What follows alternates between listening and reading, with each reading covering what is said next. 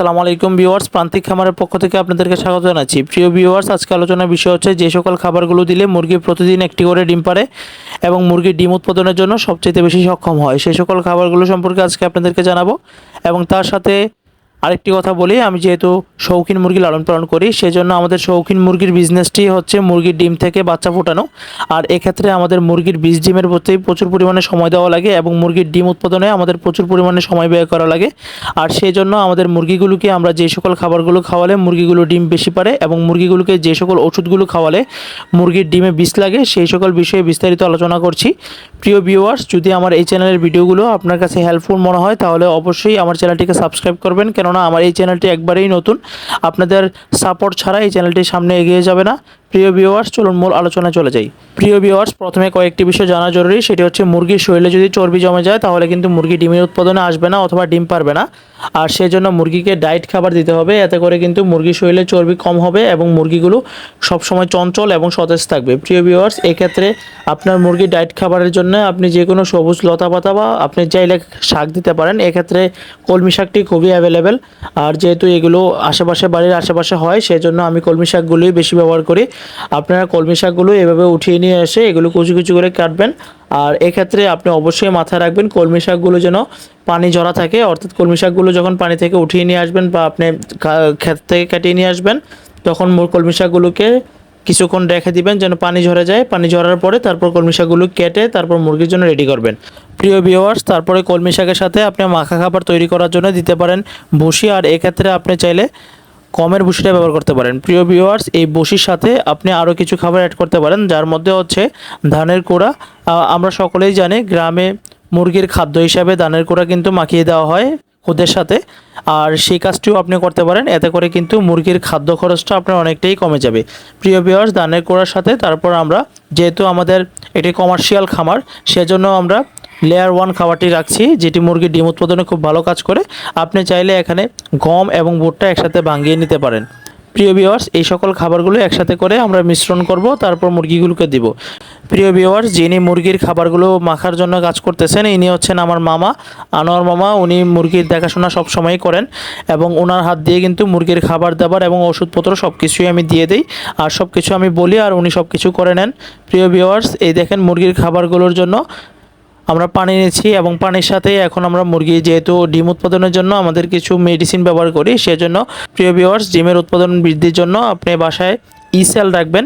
ইসেল ওষুধটি কিন্তু মুরগির জন্য খুব ভালো কাজ করে, আর ইসেল যদি আপনি সকালে দেন তাহলে বিকালে চেঞ্জ করে আরেকটি ওষুধ দিতে পারেন, সেটি হচ্ছে প্রোটিমিন। আপনি চাইলে প্রোটিমিন ব্যবহার করতে পারেন বা প্রোবায়োটিক বা যেটি ভালো লাগে আপনি ব্যবহার করতে পারেন। প্রিয় ভিউয়ার্স, ভিটামিনটি বিকালবেলা ব্যবহার করবেন এবং সকালবেলা আপনি ইসেলটি ব্যবহার করতে পারেন। আর এক্ষেত্রে আপনি ইসেল ছাড়াও আরও বিভিন্ন কোম্পানি ওষুধ বানায়, যেমন হচ্ছে একমি কোম্পানির এক ফর্মুলা। আপনি চাইলে এক ফর্মুলা কিনেও বাসায় রাখতে পারেন। এক্ষেত্রে আপনি পুরোপুরি এনশিওর হয়ে যাবেন আপনার মুরগিগুলো ভালোভাবে ব্রিড করবে এবং মুরগি ভালোভাবে ডিম উৎপাদনে আসবে। প্রিয় ভিউয়ার্স, একটি বিষয় খেয়াল করলে দেখবেন মুরগিগুলো কিভাবে খাঁচার সামনে চলে আসছে। মুরগিগুলো খাবারের গন্ধে মুরগিগুলো এখন খাবার খাওয়ার জন্য দেখেন কীভাবে খাঁচার সামনে চলে আসছে। আর এইভাবে যখন আপনার মুরগিগুলো খাবার খাওয়ার জন্য প্রতিযোগিতা করবে তাহলে আপনার মুরগিগুলো কিন্তু সুস্থ থাকবে এবং আপনার মুরগিগুলো খুব দ্রুত ডিমে আসবে এবং ডিমের প্রোডাকশন খুব ভালো দিবে। ভিউয়ার্স, আপনাদেরকে আমি পরিচয় করে দিচ্ছি, এই মুরগিগুলো হচ্ছে গোল্ডেন সেভরাইট।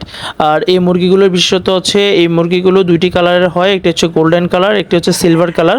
আমার কাছে দুইটি প্রজাতিরই আছে। আর এই মুরগিগুলোকে আমি এই সকল খাবারগুলো দিই একটি কারণ এই মুরগির বাচ্চা মার্কেটে অনেক দাম, আর মুরগির বাচ্চা মোটামুটি আমি আপনাদের কাছে খুব রিজনেবলে বিক্রি করব। আপনারা যদি মুরগির বাচ্চা কিনতে চান এই সকল মুরগির বাচ্চাগুলো, তাহলে অবশ্যই আমি স্ক্রিনে নাম্বার দিয়ে দিচ্ছি, আমার স্ক্রিনের নাম্বারটিতে আপনি কল দিয়ে যোগাযোগ করতে পারেন।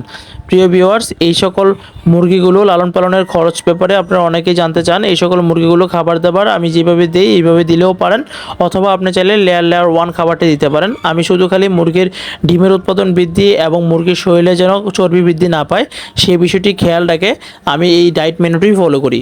প্রিয় ভিউয়ার্স, তার সাথে আপনি যে ওই মুরগিগুলো দেখছেন এইগুলো হচ্ছে মালয়েশিয়ান শেরমা, আর এই মুরগিগুলোকে বলা হয় পৃথিবীর সবচেয়ে ছোট জাতের মুরগি। প্রিয় ভিউয়ার্স, দেখেন মুরগিগুলোর লেজগুলো খুব খাড়া খাড়া থাকে এবং মুরগির ফিমেলগুলো খুবই ছোট থাকে। ফিমেলগুলোর ওজন মাত্র 350 থেকে 400 গ্রাম পর্যন্ত হয়।